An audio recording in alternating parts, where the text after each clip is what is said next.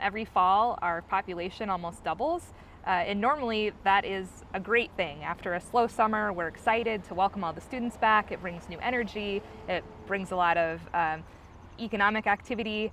Obviously this year, it also brought a lot of concern and fear to have thousands of people that have been all over the country come to our little town. And so we felt like we needed to do some preparation on that. If you go to the USD campus, every building is gonna have a sign outside that says masks expected. It's going to be on the door everywhere you go, and that's just the message that they're sending to all those students. And so we thought, why not focus on just creating a continuity of message across the city? So instead of a mask mandate like you've seen in some areas, we decided to go with a resolution that said we want people to wear masks in all indoor areas, and then a requirement that any place that's open to the public posts a sign that says masks expected. So the first week and a half of classes, the rate of infection was much higher than what the models had predicted. And I think there were a lot of people that were pretty concerned about that the spread was just taking off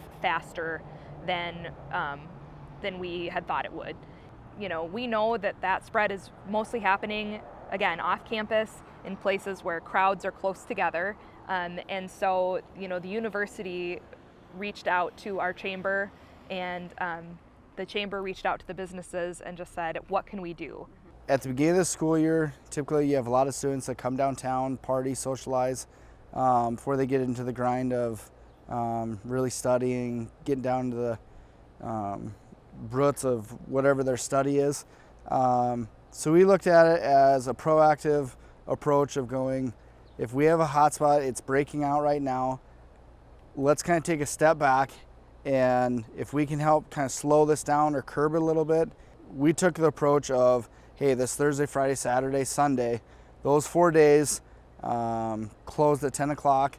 Everyone voiced their opinion, and that's how we kind of came to that decision, because it doesn't work if just one group doesn't, one group doesn't. For us, serving a college community during a pandemic has been basically like serving any other community during a pandemic. We made a lot of necessary changes when we reopened in June. Sadly, the biggest thing you'll see is there's no indoor seating, and likely that will not happen until we know we can be safe again. We implemented an online ordering system that is super savvy and very safe. So you just go to your table, the safe table, you pick up your coffee and you wave hello and you get out of there. You know, in the same way that the Black Hills are sort of a seasonal economy during the summer, we're a real seasonal economy during the fall. And already, you know, we don't have those football crowds. You know, D-Days is not going to be D-Days if it happens at all. The economic activity that we're used to in this town really happens between that, you know, September to December time.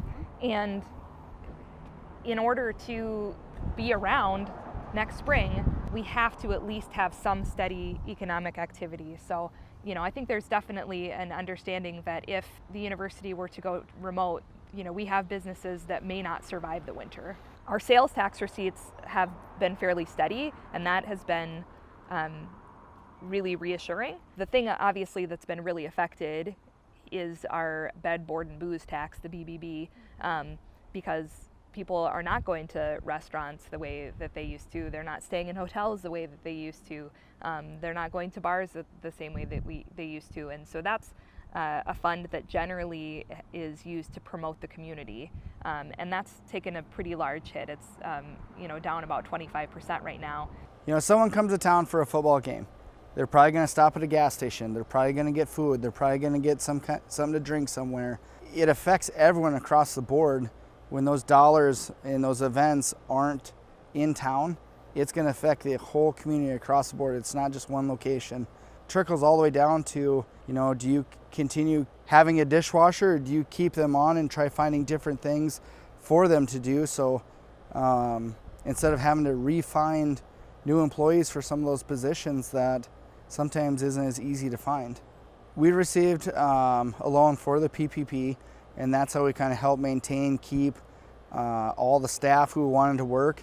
That's how we were able to maintain and keep them on. March virtually was 90% down of normal.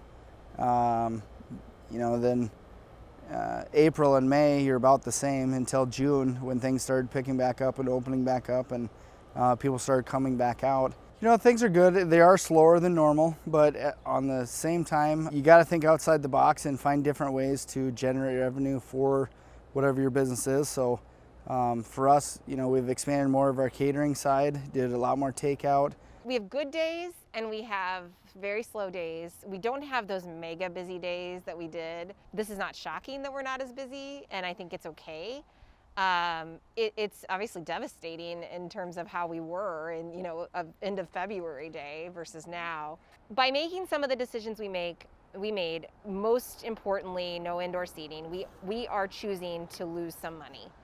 And that is a decision that we made to keep people safe. And it is a very hard decision. It's very sad, but it's very necessary. We're surviving though. You know, I think that we have to make sure we can keep our doors open, most importantly, and keep our customers safe and happy, because without them, we don't exist. I think the majority of businesses understand that if COVID gets out of control in a university town, as we've seen all around the country, that could lead to that university shutting down and going remote. And that's the worst possible outcome for a business. There might be some inconvenience, but it's really in your own best interest to try and, you know, flatten that curve, because that's what's going to get us to Thanksgiving. And that's what we keep saying. We just got to get to Thanksgiving.